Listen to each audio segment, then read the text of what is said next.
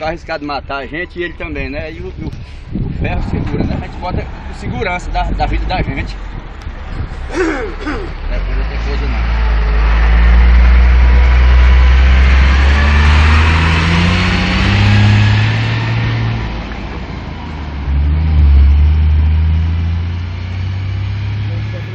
Da vida da gente mesmo.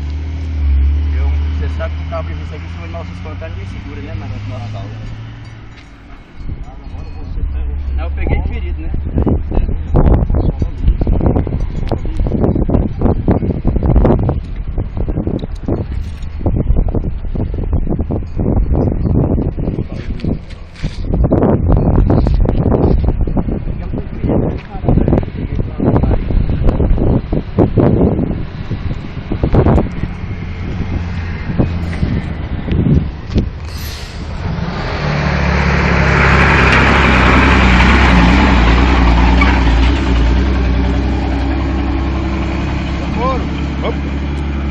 Já foram, já estão apressados.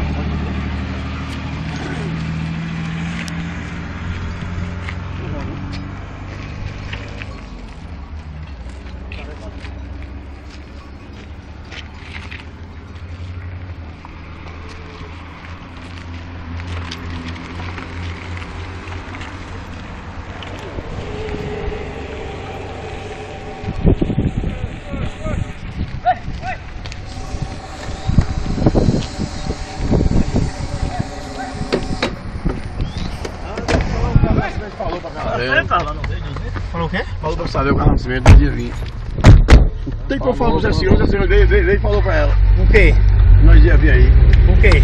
Ele escondeu os passarinhos tudinho. Vai que tá aí os passarinhos. Hein? O Márcio não viu os passarinhos? Lá dentro. Tá lá dentro, tem 20 gaiolas, o Márcio disso. Dentro da casa. Não acontece, eles ficam fora. Hã? Eles ficam fora. Aí nós vamos vir cedo agora, cedo, quinta-feira cedo. Vamos vir cedo pra polícia, certo? Porque o carregadinho demora. Agora que jeito não funciona não, mas me dá uma ideia, eu já certo.